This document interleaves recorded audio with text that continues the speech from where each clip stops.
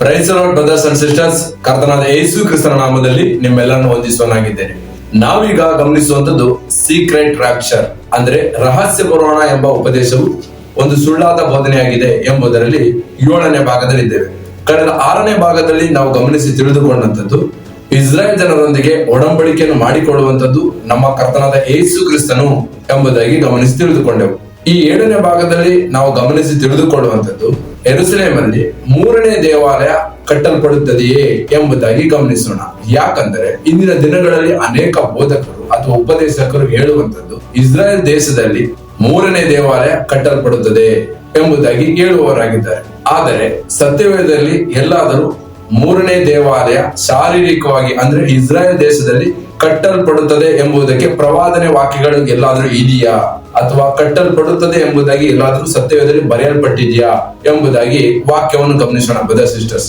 ಯಾಕಂದರೆ ಅನೇಕ ಬೋಧಕರು ಹೇಳುವಂತದ್ದು ಯೆರೂಸಲೇಮಲ್ಲಿ 3ನೇ ದೇವಾಲಯ ಕಟ್ಟಲ್ಪಡುತ್ತದೆ, ಆ ದೇವಾಲಯದಲ್ಲಿ ಕ್ರಿಸ್ತ ವಿರೋಧಿಯು ಬಂದು ನಾನೇ ದೇವರು ಎಂಬುದಾಗಿ ಗರ್ಭಗುಡಿಯಲ್ಲಿ ಕೂತಿಕೊಳ್ತಾನೆ ಎಂಬುದಾಗಿ ಹೇಳುವವರಾಗಿದ್ದಾರೆ. ಆದರೆ ಇದು ದೇವರ ವಾಕ್ಯಕ್ಕೆ ಅನುಗುಣವಾಗಿದೆಯಾ ಅಥವಾ ವಿರೋಧವಾಗಿದೆಯಾ ಎಂಬುದಾಗಿ ವಾಕ್ಯಗಳನ್ನು ಗಮನಿಸೋಣ. ಅದಕ್ಕಾಗಿ ವಾಕ್ಯವನ್ನು ಗಮನಿಸೋಣ. 2ನೇ ಥೆಸಲೋನಿಕ 2ನೇ ಅಧ್ಯಾಯ 4ನೇ ವಚನ.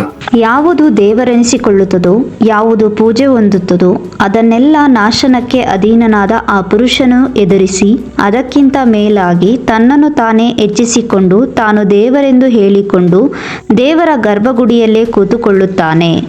ಆಮೇನ್.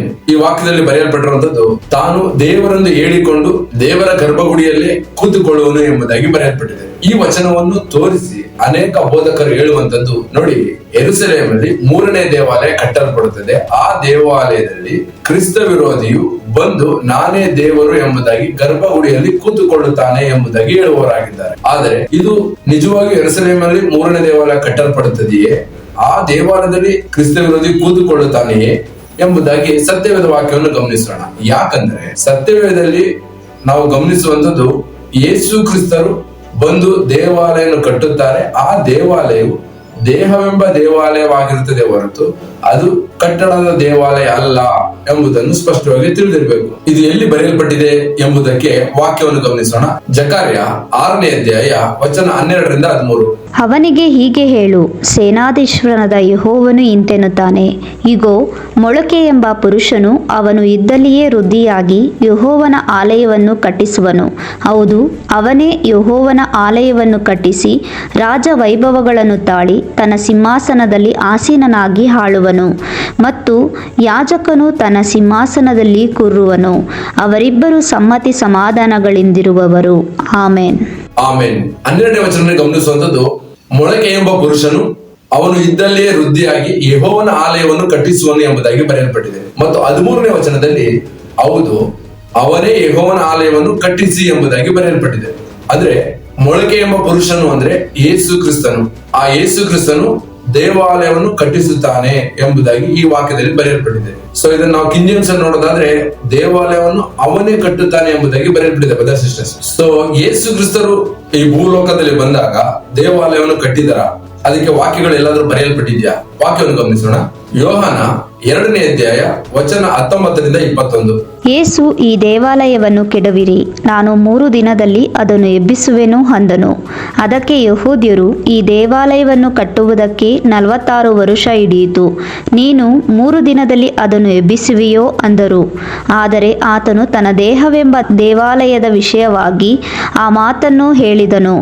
ಆದುದರಿಂದ ಆತನು ಸತ್ತು ಬದುಕಿ ಎದ್ದ ಮೇಲೆ ಈ ಮಾತು ಆತನ ಶಿಷ್ಯರ ನೆನಪಿಗೆ ಬಂದು ಶಾಸ್ತ್ರದಲ್ಲಿ ಬರೆದುದನ್ನು ಆತನ ಮಾತನ್ನು ಅವರು ನಂಬುವವರಾದರು. ಆಮೇನ್. ಆಮೇನ್. 19ನೇ ವಚನ ಗಮನಿಸುವಾಗ ಯೇಸು ಕ್ರಿಸ್ತರು ಹೇಳುವಂತ ಮಾತು, ಈ ದೇವಾಲಯವನ್ನು ಕೆಡವಿರಿ, ನಾನು 3ನೇ ದಿನದಲ್ಲಿ ಇದನ್ನು ಎಬ್ಬಿಸುವನು ಎಂಬುದಾಗಿ ಹೇಳುವವರಾಗಿದ್ದಾರೆ. 20ನೇ ವಚನ ಗಮನಿಸುವಾಗ ಅದಕ್ಕೆ ಪರಿಸಯರು ಈ ದೇವಾಲಯವನ್ನು ಕಟ್ಟುವುದಕ್ಕೆ 46 ವರ್ಷ ಹಿಡಿಯಿತು, ನೀನ್ ಹೇಗೆ 3 ದಿವಸದಲ್ಲಿ ಕಟ್ಟಿ ಎಬ್ಬಿಸುವೆ ಎಂಬುದಾಗಿ ಕೇಳಿದಾಗ 21ನೇ ವಚನದಲ್ಲಿ ಯೇಸು ಕ್ರಿಸ್ತರು ಹೇಳುವಂತ ಮಾತು ದೇಹವೆಂಬ ದೇವಾಲಯದ ವಿಷಯವಾಗಿ ಆ ಮಾತನ್ನು ಹೇಳಿದನು ಎಂಬುದಾಗಿ ಬರೆಯಲ್ಪಟ್ಟಿದೆ. ಅಂದ್ರೆ ಸ್ಪಷ್ಟವಾಗಿ ಅರ್ಥ ಮಾಡ್ಕೊಳ್ಳಿ, ಯೆರೂಸಲೇಮಿನಲ್ಲಿದ್ದಂತ ದೇವಾಲಯವನ್ನು ಯೇಸು ಕ್ರಿಸ್ತರು ನೀವು ಇದನ್ನು ಕೆಡವಿರಿ, ನಾನು 3ನೇ ದಿನದಲ್ಲಿ ಎಬ್ಬಿಸುತ್ತೇನೆ ಎಂಬುದಾಗಿ ಹೇಳಿರುವಂತದ್ದು.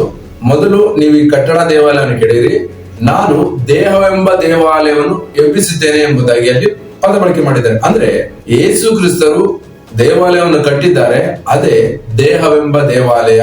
ಉದಾಹರಣೆಗೆ ನಾವು ನೋಡೋದಾದ್ರೆ 1 ಕೊರಿಂಥ 3ನೇ ಅಧ್ಯಾಯ 16ನೇ ವಚನದಲ್ಲಿ ಬರೆಯಲ್ಪಟ್ಟಿದೆ, ನೀವು ದೇವರ ಆಲಯವಾಗಿದ್ದೀರಿ ಎಂಬುದಾಗಿ. ಸೊ ಮುಖ್ಯವಾಗಿ ನಾವು ತಿಳ್ಕೊಬೇಕಾಗಿರುವಂತದ್ದು, ಯೆರೂಸಲೇಮಲ್ಲಿ 3ನೇ ದೇವಾಲಯ ಕಟ್ಟಲ್ಪಡೋದಿಲ್ಲ. ಬದಲಿಗೆ ಆಲ್ರೆಡಿ ಯೇಸು ಕ್ರಿಸ್ತರು ದೇಹವೆಂಬ ದೇವಾಲಯವನ್ನು ಕಟ್ಟಿದ್ದಾರೆ. ಆ ದೇವಾಲಯ ನಾವೇ, ಅದರಲ್ಲಿ ನಮ್ಮ ಹೃದಯವೇ ಗರ್ಭಗುಡಿ ಎಂಬುದಾಗಿ ತಿಳಿದಿರಬೇಕು. ಹಾಗಾದ್ರೆ 2ನೇ ಥೆಸಲೋನಿಕ 2ನೇ ಅಧ್ಯಾಯ 4ನೇ ವಚನದಲ್ಲಿ ಕ್ರಿಸ್ತ ವಿರೋಧಿಯು ದೇವಾಲಯದಲ್ಲಿ ಬಂದು ಕೂತ್ಕೊಳ್ತಾನೆ ಎಂಬುದರ ಅರ್ಥವೇನು ಎಂದು ಕೇಳುವುದಾದ್ರೆ, ಕ್ರಿಸ್ತ ವಿರೋಧಿಯು ಯೆರೂಸಲೇಮ್ ಎಂಬ ಕಟ್ಟಡ ದೇವಾಲಯದಲ್ಲಿ ಕೂತ್ಕೊಳ್ಳುವಂತದ್ದಲ್ಲ, ಅವನು ಕೂತ್ಕೊಳ್ಳುವಂಥದ್ದು ಮನುಷ್ಯರೆಂಬ ದೇವಾಲಯದಲ್ಲಿ, ದೇಹವೆಂಬ ದೇವಾಲಯದ ಗರ್ಭಗುಡಿಯಲ್ಲಿ, ಅಂದ್ರೆ ಮನುಷ್ಯರ ಹೃದಯದಲ್ಲಿ ಅವನು ಬಂದು ಕೂತ್ಕೊಳ್ಳುತ್ತಾನೆ ಎಂಬುದಾಗಿ ಅರ್ಥ. ಇದನ್ನು ಇನ್ನೂ ಹೇಗೆ ಸ್ಪಷ್ಟವಾಗಿ ನಾವು ತಿಳ್ಕೊಳ್ಳುವಂತದ್ದು ಎಂಬುದಾಗಿ ನಾವು ಕೇಳೋದಾದ್ರೆ, ಅದಕ್ಕೆ ಈ ದೇವಾಲಯ ಎಂಬುದಾಗಿ ಬರೆಯಲ್ಪಟ್ಟಿರುವಂತಹ ಪದಗಳನ್ನು ನಾವು ಗ್ರೀಕ್ ಭಾಷೆಯಲ್ಲಿ ಪರಿಶೀಲನೆ ಮಾಡಿ ನೋಡೋದಾದ್ರೆ, ದೇಹವೆಂಬ ದೇವಾಲಯಕ್ಕೆ ನಾವೋಸ್ ಎಂಬ ಪದ ಬಳಕೆಯಲ್ಲಿ ಬರೆಯಲ್ಪಟ್ಟಿದೆ. ಅಂದ್ರೆ ಉದಾಹರಣೆಗೆ 1ನೇ ಕೊರಿಂಥ 3ನೇ ಅಧ್ಯಾಯ 16ನೇ ವಚನದಲ್ಲೂ 1ನೇ ಕೊರಿಂಥ 6ನೇ ಅಧ್ಯಾಯ 19ನೇ ವಚನವನ್ನು ನಾವು ಗಮನಿಸುವಾಗ, ದೇವಾಲಯ ಅಂದ್ರೆ ನೀವೇ ದೇವಾಲಯ ಎಂಬುವಂತ ಪದಕ್ಕೆ ನಾವೋಸ್ ಎಂಬ ಪದ ಬಳಕೆಯಾಗಿದೆ. ಅಂದ್ರೆ ನಾವೋಸ್ ಅಂದ್ರೆ ದೇಹವೆಂಬ ದೇವಾಲಯವನ್ನು ಸೂಚಿಸುವಂತದ್ದು. ಆದ್ರೆ ಕೈಯಲ್ಲಿ ಕಟ್ಟಿರುವಂತ, ಅಂದ್ರೆ ಉದಾಹರಣೆಗೆ ಯೆರೂಸಲೇಮ್ ದೇವಾಲಯ, ಈ ದೇವಾಲಯಕ್ಕೆ ಪದ ಬಳಕೆ ಆಗಿರುವಂತದ್ದು ಹೈರಾನ್ ಎಂಬ ಪದ ಬಳಕೆ ಆಗಿದೆ. ಬದರ್ಶಿಸ್ ನಾನು ಮತ್ತೊಂದ್ಸಲ ಹೇಳೋನಾಗಿದ್ದೇನೆ, ಕಟ್ಟಡವೆಂಬ ಅಂದ್ರೆ ಕೈಯಿಂದ ಕಟ್ಟುವಂತ ಅಥವಾ ಕಟ್ಟಿರುವಂತ ದೇವಾಲಯಕ್ಕೆ ಸತ್ಯವೇದದಲ್ಲಿ ಪದ ಬಳಕೆ ಮಾಡಿರುವಂತದ್ದು ಹೈರಾನ್ ಎಂಬ ಪದ ಬಳಕೆಯನ್ನು ಮಾಡಿದ್ದಾರೆ. ಮತ್ತು ದೇಹವೆಂಬ ದೇವಾಲಯಕ್ಕೆ ಅಂದ್ರೆ ಮನುಷ್ಯನಾಗಿ ಇರುವಂತ ದೇಹವೆಂಬ ದೇವಾಲಯಕ್ಕೆ ನಾವೋಸ್ ಎಂಬ ಪದ ಬಳಕೆಯನ್ನು ಮಾಡಿರ್ತಾರೆ. ಈಗ 2ನೇ ಥೆಸಲೋನಿಕ 2ನೇ ಅಧ್ಯಾಯ 4ನೇ ವಚನದಲ್ಲಿ ದೇವಾಲಯ ಎಂಬುದಾಗಿ ಪದ ಬಳಕೆ ಆಗಿದೆಯಲ್ಲ, ಅಲ್ಲಿ ಯಾವ ಪದವನ್ನು ಗ್ರೀಕ್ ಭಾಷೆಯಲ್ಲಿ ಉಪಯೋಗಿಸಿದ್ದಾರೆ ಎಂಬುದಾಗಿ ಕೇಳೋದಾದ್ರೆ ನಾವೋಸ್ ಎಂಬ ಪದ ಬಳಕೆಯನ್ನು ಮಾಡಿದ್ದಾರೆ ಬ್ರದರ್ಸ್ ಸಿಸ್ಟರ್ಸ್. ಅಂದ್ರೆ ದೇಹವೆಂಬ ದೇವಾಲಯವನ್ನು ಸೂಚಿಸುವಂತದ್ದು. ಅಂದ್ರೆ ಇದರ ಸಂಪೂರ್ಣ ಅರ್ಥ, ಕ್ರಿಸ್ತ ವಿರೋಧಿಯು ಬಂದು ಮನುಷ್ಯನೆಂಬ ದೇಹವೆಂಬ ದೇವಾಲಯದ ಹೃದಯದಲ್ಲಿ ಬಂದು ಕೂತುಕೊಳ್ತಾನೆ ಎಂಬುದಾಗಿ ಅರ್ಥ. ಇದು ಹೇಗೆ ಬ್ರದರ್ ಬಂದು ಕೂತ್ಕೊಳ್ತಾನೆ ಎಂಬುದಾಗಿ ನಾವು ಕೇಳೋದಾದ್ರೆ, ಉದಾಹರಣೆಗೆ ದೇವರ ವಾಕ್ಯವನ್ನು ಅಂದ್ರೆ ನಮ್ಮ ಕರ್ತನಾದ ಯೇಸು ಕ್ರಿಸ್ತನ ವಾಕ್ಯವನ್ನು ಕೇಳಿ ಕೈಗೊಂಡು ನಡೆಯುವಂತ ಜನರೊಳಗೆ ಅಥವಾ ಅವರ ಹೃದಯದಲ್ಲಿ ನಾವು ಯೇಸು ಕ್ರಿಸ್ತನನ್ನು ಧರಿಸಿಕೊಂಡಿದ್ದೇವೆ ಎಂಬುದಾಗಿ ಹೇಳೋರಾಗಿರ್ತೀವಿ. ಅಂದ್ರೆ ಯೇಸು ಕ್ರಿಸ್ತನ ನಮ್ಮ ಹೃದಯದಲ್ಲಿದ್ದಾರೆ, ನಾವೇ ದೇವರ ಆಲಯ, ದೇವರ ಆತ್ಮ ನಮ್ಮಲ್ಲಿ ವಾಸ ಮಾಡ್ತಿದ್ದಾರೆ, ದೇವರಿಗೆ ನಾವೇ ಗರ್ಭಗುಡಿ. ಉದಾಹರಣೆಗೆ 1ನೇ ಕೊರಿಂಥ 6ನೇ ಅಧ್ಯಾಯ 19ನೇ ವಚನ, ಅಂದ್ರೆ ನಮ್ಮ ಹೃದಯವೇ ದೇವರಿಗೆ ಗರ್ಭಗುಡಿಯಾಗಿದೆ. ಇದು ಯಾರಿಗೆ? ದೇವರ ವಾಕ್ಯವನ್ನು ಕೇಳಿ, ಅಂದ್ರೆ ಯಾವ ರೀತಿಯಾಗಿ ಯೇಸು ಕ್ರಿಸ್ತರು ಹೇಳಿದ್ದಾರೋ, ಆದಿ ಅಪೊಸ್ತಲರು ಮಾಡಿದ್ದಾರೋ ಅದ್ರ ಪ್ರಕಾರ ನಡೆಯುವುದಾದ್ರೆ ದೇವರಾತ್ಮನು ಅಂದ್ರೆ ಪವಿತ್ರಾತ್ಮನು ನಮ್ಮ ಹೃದಯದ ಒಳಗಡೆ ಬಂದು ವಾಸ ಮಾಡುವವರಾಗಿರ್ತಾರೆ. ಆದರೆ ದೇವರ ವಾಕ್ಯವನ್ನು ಮೀರಿ ದೇವರಿಗೆ ವಿರುದ್ಧವಾದ ಕಾರ್ಯಗಳನ್ನು ಮಾಡಿಕೊಂಡು ನಮ್ಮದೇ ಆದ ಸಂಪ್ರದಾಯಗಳನ್ನು ಮಾಡಿಕೊಂಡು ನಡೆಯುವುದಾದ್ರೆ, ಉದಾಹರಣೆಗೆ ಹೇಳೋದಾದ್ರೆ, ಅನೇಕ ಜನರು ಹೇಳುವಂತದ್ದು ಸತ್ಯವಿದೆ, ಕ್ರಿಸ್ಮಸ್ ಹಬ್ಬ ಅನ್ನೋದಿಲ್ಲ. ಇವತ್ತು ಕ್ರಿಸ್ಮಸ್ ಹಬ್ಬ ಎಂಬುದಾಗಿ ಬಂದಿರುವಂತದ್ದು ರೋಮನ್ ಕ್ಯಾಥಲಿಕ್ ಇಂದ. ಸೊ ಈಸ್ಟರ್, ಲೆಂತ್ ಡೇ ಅನ್ನುವಂತ ಹಬ್ಬಗಳು, ಗುಡ್ ಫ್ರೈಡೆ ಅನ್ನುವಂತ ಹಬ್ಬಗಳು, ಇವ್ಯಾವು ಕೂಡ ಸತ್ಯವೇದ ಇಲ್ಲದೆ ಇರುವಂತ ಹಬ್ಬಗಳು. ಇದನ್ನ ಒಬ್ಬ ಮನುಷ್ಯನು ಅಂದ್ರೆ ಕ್ರಿಸ್ತ ವಿರೋಧಿ ಆಗಿರುವಂತಹ ಪೋಪ್ ನಿಂದ ಬಂದಿರುವಂತದ್ದು. ಸೊ ಈ ಎಲ್ಲಾ ಆಚರಣೆಗಳನ್ನು ಆಚರಿಸುವುದಾದರೆ ಇವರ ಹೃದಯದಲ್ಲಿ ಯಾರಿದ್ದಾರೆ ಅಂತ, ಕ್ರಿಸ್ತ ವಿರೋಧಿ ಆಗಿರುವಂತಹ ಪೋಪ್ ಆಲ್ರೆಡಿ ಬಂದು ಕೂತಿದ್ದಾನೆ ಎಂಬುದಾಗಿ ಅರ್ಥ. ಬ್ರದರ್ ಸಿಸ್ಟರ್ಸ್, ನಾವು ದೇವರ ವಾಕ್ಯವನ್ನು ಕೇಳಿ ಕೈಗೊಂಡು ನಡೆಯೋದಾದ್ರೆ ನಮ್ಮಲ್ಲಿ ಯೇಸು ಕ್ರಿಸ್ತನು ಕುಳಿತಿದ್ದಾನೆ. ಆದ್ರೆ ಸಂಪ್ರದಾಯಗಳನ್ನು, ಮನುಷ್ಯರು ಕಲ್ಪಿಸಿದ ಸಂಪ್ರದಾಯಗಳನ್ನು ಕೈಗೊಂಡು ನಡೀತಾ ಇದೀವಿ ಅಂದ್ರೆ ಆ ಯಾರು ಕಲ್ಪಿಸಿದಾರೋ ಅವರು ಇವರ ಹೃದಯದಲ್ಲಿ ಕೂತಿದ್ದಾರೆ ಎಂಬುದಾಗಿ ಅರ್ಥ. ಸರಿ, ನಾವು ಸ್ಪಷ್ಟವಾಗಿ ತಿಳ್ಕೊಳ್ಬೇಕಾಗಿರುವಂತದ್ದು, ಯೆರೂಸಲೇಮಲ್ಲಿ 3ನೇ ದೇವಾಲಯ ಕಟ್ಟಲ್ಪಡೋದಿಲ್ಲ. ಅದಕ್ಕೆ ಯಾವುದೇ ರೀತಿಯಾದ ಪ್ರವಾದನೆ ವಾಕ್ಯಗಳು ಕೂಡ ಬೈಬಲ್ ನಲ್ಲಿ ಇಲ್ಲ ಬ್ರದರ್ ಸಿಸ್ಟರ್ಸ್. ಯಾಕಂದ್ರೆ ಮತ್ತಾಯನು ಬರೆದ ಸುವಾರ್ತೆ 24ನೇ ಅಧ್ಯಾಯ 1 ಮತ್ತು 2ನೇ ವಚನ ಗಮನಿಸುವಾಗ ಯೇಸು ಕ್ರಿಸ್ತನಿಗೆ ಶಿಷ್ಯರು ಬಂದು ಹೇಳುವಂತದ್ದು, ನೋಡು ಈ ದೇವಾಲಯ ಎಷ್ಟು ಚೆನ್ನಾಗಿದೆ ಎಂಬುದಾಗಿ ತೋರಿಸಿರುವಾಗ ಯೇಸು ಕ್ರಿಸ್ತರು ಹೇಳುವಂತ ಮಾತು, ಇಲ್ಲಿ ಕಲ್ಲಿನ ಮೇಲೆ ಒಂದು ಕಲ್ಲು ಉಳಿಯೋದಿಲ್ಲ ಎಂಬುದಾಗಿ, ಎಲ್ಲವೂ ಕೆಡವಲ್ಪಡುತ್ತದೆ ಎಂಬುದಾಗಿ ದೇವರು ಹೇಳುವವರಾಗಿದ್ದಾರೆ. ಅದೇ ರೀತಿಯಾಗಿ ಕ್ರಿಸ್ತ ಶಕ 70ರಲ್ಲಿ ಟೈಟಸ್ ರಾಜನ ಮುಖಾಂತರವಾಗಿ ಯೆರೂಸಲೇಮ್ ದೇವಾಲಯವು ಕಲ್ಲಿನ ಮೇಲೆ ಕಲ್ಲು ಇಲ್ಲದಾಗೆ ಎಲ್ಲವೂ ಕೆಡವಲ್ಪಟ್ಟಿದೆ. ಬ್ರದರ್ ಸಿಸ್ಟರ್ಸ್, ನೀವು ಅಪೊಸ್ತಲರ ಕೃತ್ಯಗಳು 7ನೇ ಅಧ್ಯಾಯ 48ನೇ ವಚನ ಗಮನಿಸುವಾಗ ಕೈಯಿಂದ ಕಟ್ಟಿದ ಮನೆಗಳಲ್ಲಿ ವಾಸ ಮಾಡುವುದಿಲ್ಲ ಎಂಬುದಾಗಿ ಬರೆಯಲ್ಪಟ್ಟಿದೆ. ಅರ್ಥ ಮಾಡ್ಕೊಳ್ಳಿ, ಯೇಸು ಕ್ರಿಸ್ತರು ಹೇಳ್ತಿದ್ದಾರೆ, ಮನುಷ್ಯರು ಕಟ್ಟಿರುವ ಗುಡಿಗಳಲ್ಲಿ ನಾನು ವಾಸ ಮಾಡೋದಿಲ್ಲ, ನೀವೇ ಜೀವವುಳ್ಳ ಕಲ್ಲುಗಳಾಗಿದ್ದೀರಿ, ನೀವೇ ದೇವರ ಆಲಯವಾಗಿದ್ದೀರಿ, ನಾನು ನಿಮ್ಮ ಹೃದಯದಲ್ಲಿ ವಾಸ ಮಾಡ್ತೇನೆ ಎಂಬುದಾಗಿ. ಅಂದ್ರೆ ಇದರ ಸಂಪೂರ್ಣ ಅರ್ಥ, ನಾವೇ ದೇವರ ಆಲಯವಾಗಿದ್ದೀವಿ. ದೇವರ ವಾಕ್ಯವನ್ನು ಕೇಳಿ ಕೈಗೊಂಡು ನಡೆಯೋದಾದ್ರೆ ನಾವು ದೇವರಿಗೆ ಆಲಯವಾಗಿದ್ದೀರಿ.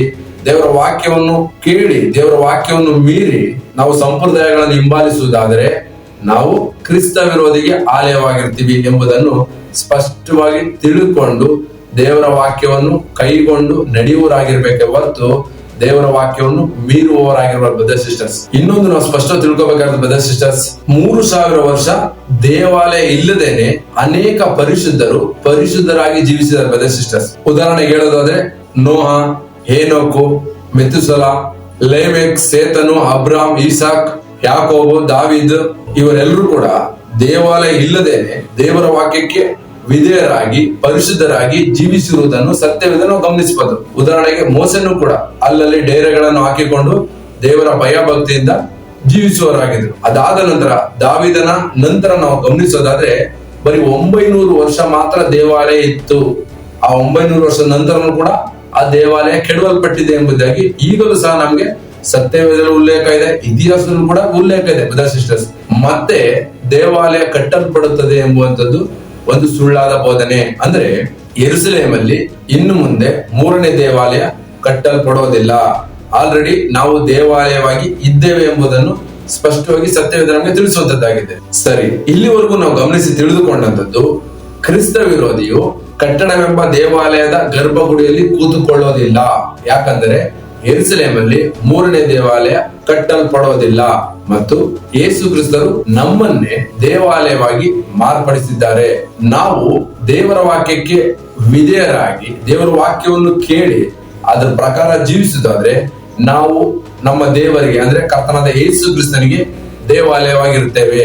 ಆದರೆ ಅನೇಕರು ಹೇಳುವ ರೀತಿಯಾಗಿ ಅಥವಾ ಸುಳ್ಳು ಬೋಧಕರು ನಡೆಯುವ ರೀತಿಯಾಗಿ ದೇವರ ವಾಕ್ಯವನ್ನು ಮೀರಿ ನಡೆಯುವುದಾದರೆ ಅವರು ಕ್ರಿಸ್ತ ವಿರೋಧಿಗೆ ದೇವಾಲಯವಾಗಿ ಇರ್ತಾರೆ. ಆಲ್ರೆಡಿ ಆ ಕ್ರಿಸ್ತ ವಿರೋಧಿಯು ಅವರಲ್ಲಿ ಬಂದು ಕುಳಿತಿದ್ದಾನೆ ಎಂಬುದಾಗಿ ಇಲ್ಲಿವರೆಗೂ ನಾವು ಗಮನಿಸಿ ತಿಳಿದುಕೊಂಡೆವು.